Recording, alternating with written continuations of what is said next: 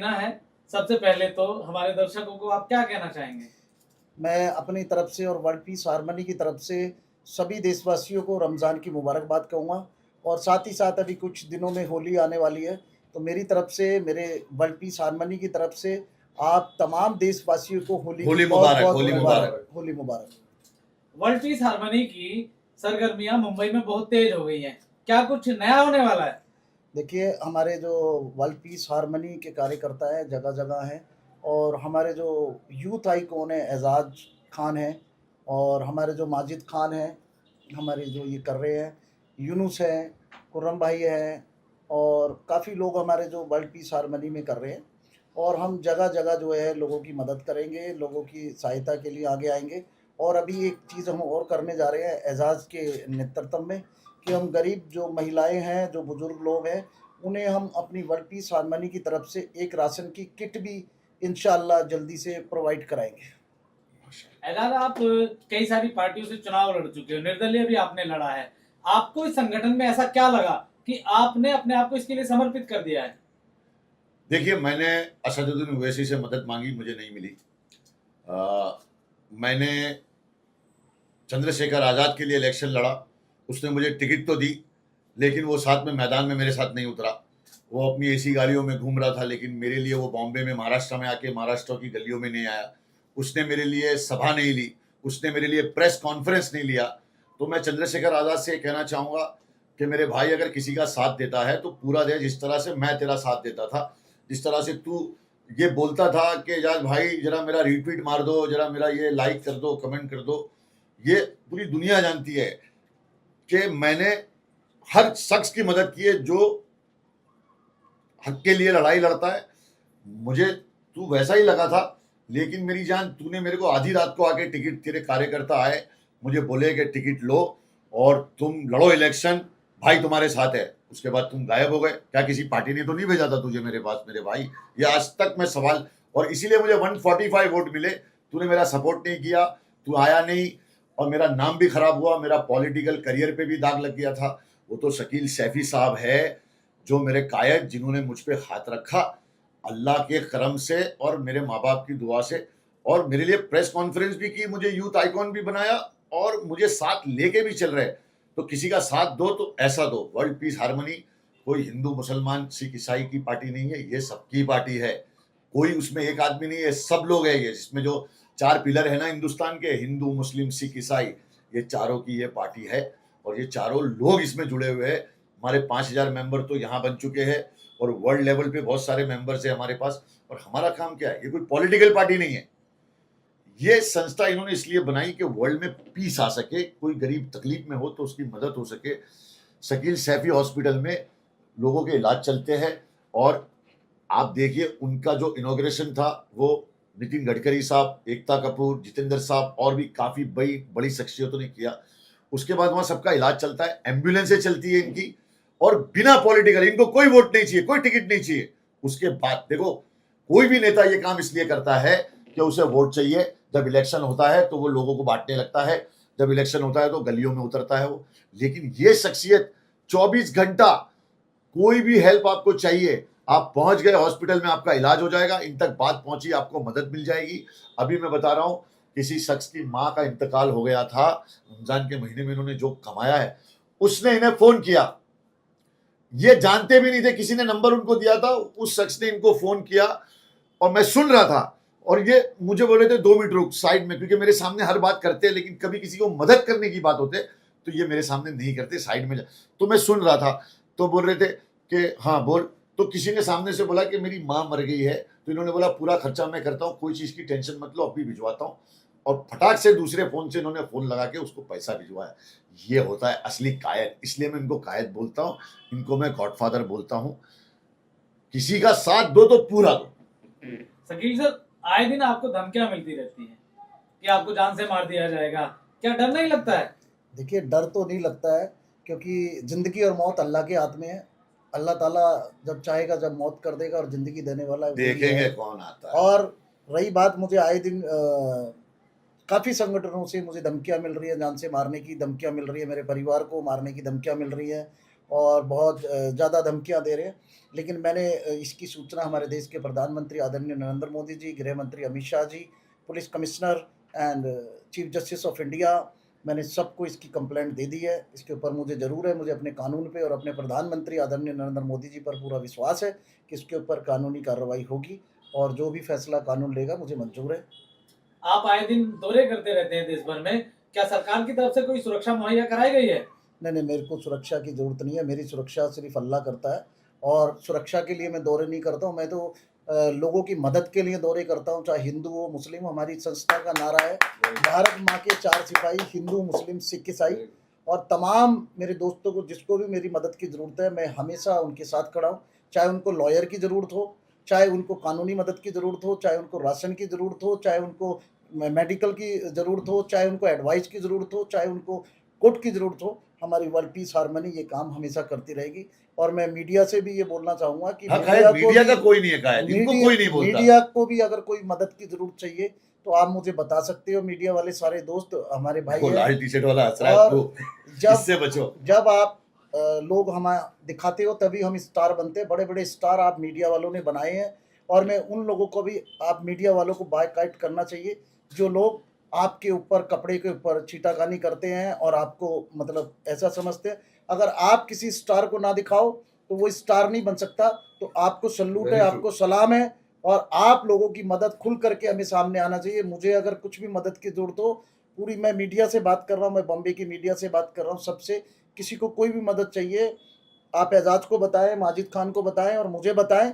मेरे से जो मदद होगी मैं खुल के करूँगा और इसलिए नहीं कि आप मुझे दिखाओगे, दिखाओ या मत दिखाओ, मैं आपकी मदद के लिए हमेशा तैयार हूँ। आप एकता कपूर के काफी करीबी माने जाते हैं। अब आपने मीडिया को आश्वासन दिया है ऑन रिकॉर्ड कैमरे पर, जो लोग यहाँ पर अपने सपने लेकर के आते हैं मुंबई में कि उनको एक बड़ा स्टार बनना है या कुछ करके दिखाना है, उनके लिए आपकी तरफ से क्या ऑफर है? मैं बॉलीवुड में नहीं हूँ, मैं समाज सेवा करता हूँ, तो मैं फिल्म वालों के लिए कुछ नहीं कर सकता हूँ, पत्रकारों के लिए कर सकता हूँ, क्योंकि मैं खुद भी एक पत्रकार पहले रहा हूँ, पंजाब केसरी में भी रहा हूँ और मैंने खुद का पेपर भी चलाया है, मेरी खुद की मैगजीन भी थी। तो मैं अपने पत्रकार भाइयों के लिए कुछ भी करूँगा। क्या बात है sir, very good. Sir, Nitish Rane जो महाराष्ट्र में मिनिस्टर हैं, उन्होंने कहा है कि मदरसों में आतंकवादी पैदा होते हैं।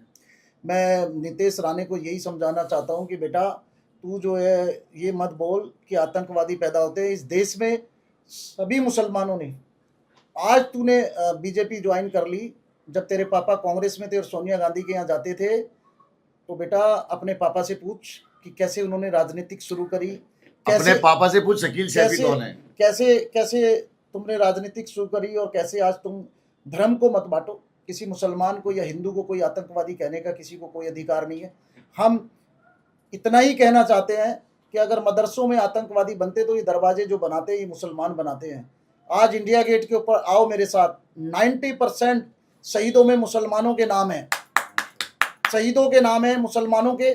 और कारगिल में हमने युद्ध जीता, हमने कौन सा हमने शहादत नहीं दी। और आज भी नीतीश राणे को मैं बताना चाहता हूँ कि एक बार को आप भाग जाओगे, लेकिन आप हमें बोलो इस देश के लिए कुर्बानी देनी है, इस देश के लिए जान देनी है, सबसे पहले मैं आगे खड़ा हूँ अपने देश के लिए जान देने के लिए। और मुसलमान समाज के सारे लोग हम जान देने के लिए तैयार खड़े, अपने देश के लिए, अपने वतन के लिए। इस वतन की मिट्टी के खातिर हम मर भी सकते हैं और किसी को मार भी सकते हैं।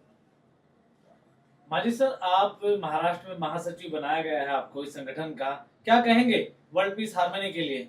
मैं हमारे जो डॉक्टर शकील सैफी साहब है, पहला तो उनको बहुत बहुत शुक्रिया अदा करता हूं कि उन्होंने मुझे इस लायक समझा, उन्होंने मुझ पे इतनी बड़ी जिम्मेदारी दी। और मेरा दोस्त, मेरा भाई एजाज, जिसने मुझे हर वक्त सपोर्ट दिया, हर वक्त मेरे लिए खड़ा रहा। और मैं आज हमारे वर्ल्ड पीस हार्मनी के माध्यम से एक बात कहना चाहता हूँ मेरी माँ, मेरी बहनों, मेरे बुजुर्गों से, कि आप हमारे साथ जुड़े, आपकी जो तकलीफ़ें हैं, आपकी जो परेशानियां हैं वो हमें बताएं, हम आप तक पहुँचेंगे, आपकी परेशानियों को हल करेंगे इंशाल्लाह। और अल्लाह ने चाहा तो हम सब एक होकर काम करेंगे। Thank you very much. और वर्ल्ड पीस हार्मनी हमेशा देश के प्रधानमंत्री आदरणीय नरेंद्र मोदी जी के साथ कंधे से कंधा मिला करके है। हमारे आदर्श हैं देश के प्रधानमंत्री आदरणीय नरेंद्र मोदी जी। हम नरेंद्र मोदी जी के 11 साल के कार्यकाल को हम पूरे देश में, पूरी गली में, मोहल्ले में, नुक्कड़ में, जिला पंचायत में, जगह जगह पहुंचाएंगे। देश के प्रधानमंत्री के शासन का 11 साल का शासन जो उन्होंने किया है और जो आगे करेंगे उसको हम देश के जनता तक पहुंचाएंगे। Thank you so much. Thank you. Ejaz भाई, आखिर में आपसे जानना चाहूँगा कि आप सलीम खान जी की तबीयत ठीक नहीं है, तो उनके लिए कुछ कहना चाहेंगे? आप शायद मिलने भी गए थे उनसे या फिर मिलने जाने वाले हैं? मैं गया था, वो आईसीयू में थे। देखो क्या होता है कि सलमान खान एक ऐसी शख्सियत है जो मेरे हर बुरे वक्त में मेरे साथ खड़े रहे, कंधे से कंधा मिला के। और मैं जेल में भी था तो मेरे घर में क्या ठीक है क्या नहीं है वो हमेशा पूछते थे, खबर निकलवाते थे। मैं जो बिग बॉस में मुझे जो उन्होंने इज्जत दी, जो मोहब्बत दी, उसके वजह से आज तक मैं चल रहा हूँ। प्लस अगर उनके वालिद साहब की तबीयत खराब हुई है और मुझे पता चलता है, मेरा वहाँ जाना बहुत ज़रूरी है, मैं गया। वो आईसीयू में थे। मैं रमज़ान के महीने में सबसे मुसलमानों से भी ये मैं रिक्वेस्ट करता हूँ कि सलीम खान साहब के लिए आप दुआ करिए, उनकी तबीयत ठीक हो जाए। बहुत ठीक है अभी तो माशाल्लाह वो, लेकिन जल्द से जल्द घर आ जाए और अल्लाह उनको शिफा दे। और सलमान भाई को भी हर आफत बला मुसीबत से बचाए, उनको हर बुरी नज़र से बचाए और दुश्मनों से बचाए और उनको अपने हिफ्ज़ व अमान में रखे। और मेरे सारे हिंदू भाइयों को जो मुझसे मोहब्बत करते हैं उनको मैं होली मुबारक कहता हूँ अपनी तरफ से, कि होली मनाना, अच्छे से मनाना, कलर प्यार का लगाना, कलर नफरत का मत लगाना और एक दूसरे को तकलीफ मत देना, सिर्फ प्यार से। और मुसलमान भाइयों से ये रिक्वेस्ट करता हूँ कि रमज़ान का महीना है, आपका रोज़ा होगा और आपके हिंदू भाई होली खेल रहे होंगे, अगर कलर लग जाता है ना तो बुरा मत मानना, उसको गले लगाना और बोलना होली मुबारक। इससे ईमान नहीं जाता, याद रखना। हमारा ईमान इतना कच्चा नहीं है कि कलर लग जाने से चला जाए। ईमान की वो दौलत है कि उसे गले लगा के बोलना होली मुबारक मेरे भाई, और खुद भी थोड़ा कलर लगा लेना।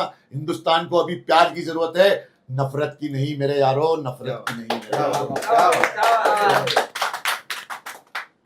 आखिर में क्या मैसेज देना चाहोगे आप? अगर कोई ज्वाइन करना चाह रहा है आप, मतलब तो उनके लिए आपके दरवाजे आप वो वेबसाइट पे जा सकते हैं, वर्ल्ड पीस हारमनी www.com पर, वहाँ पर आप फॉर्म भर सकते हैं, हमारे मेंबर बन सकते हैं और हम आपके साथ हमेशा कंधे से कंधे मिला करके साथ खड़े हैं, जो भी हमारे। और एक चीज का इन्फॉर्मेशन देना चाहता हूँ कि एक फेक आईडी भी चल रही है वर्ल्ड पीस हारमनी की। अगर जब तक उसमें आपको रजिस्टर हमारे लोग ना दिखे और आपको मैं या कायद या माजिद या कोई भी जानकार आदमी ना हो, आप उन्हें कोई भी तरह का फॉर्म या डॉक्यूमेंट्स या कुछ ना दे, क्योंकि ये एक बहुत बड़ा फ्रॉड भी हो रहा है सारी संस्थाओं के साथ, जो हमारी संस्था के साथ भी हो रहा है। तो बी केयरफुल। सर, ये फॉर्म जो रजिस्ट्रेशन होगा उसका चार्ज भी है? फ्री? नहीं, कुछ नहीं, फ्री फ्री में। कॉस्ट। और ये जो और बताता हूँ कि हमारी संस्था आज तक किसी से 1 रुपया डोनेशन नहीं लिया, जो करते हैं इसलिए देना भी मत, और डोनेशन किसी को देना भी मत। मेंबरशिप और फीस कोई बोले आपको 100 रुपए 500 रुपए मेंबरशिप कोई फीस, कुछ membership मत नहीं देना। है, कुछ नहीं है, नाम डोनेशन लेते हैं। सर, जब से मुंबई में नई मेयर बनी है तब से यहाँ पर ठेली पटरी वालों को खत्म किया जा रहा है। क्या वर्ल्ड पीस हारमनी उनके लिए कुछ करेगी? बिल्कुल, हम अपने महाराष्ट्र के मुख्यमंत्री से अपील करेंगे और हम मेयर साहब से भी मिलेंगे और उनसे बोलेंगे कि रेडी पटरी वालों को लगाने दें, क्योंकि रेडी पटरी वाले ना हो तो छोटे जो गरीब लोग हैं वो कहाँ जाएंगे। तो रेडी पटरी वालों को भी मैं मेयर साहब से भी और महाराष्ट्र के मुख्यमंत्री से भी अपील करता हूँ कि उन रेडी पटरी वालों को भी यहाँ पर ठिये लगाने दें और उनको दुकानें चलाने दें, क्योंकि अगर गरीब नहीं होगा तो ये देश कैसे रहेगा। Thank you sir, thank you so much. Thank you.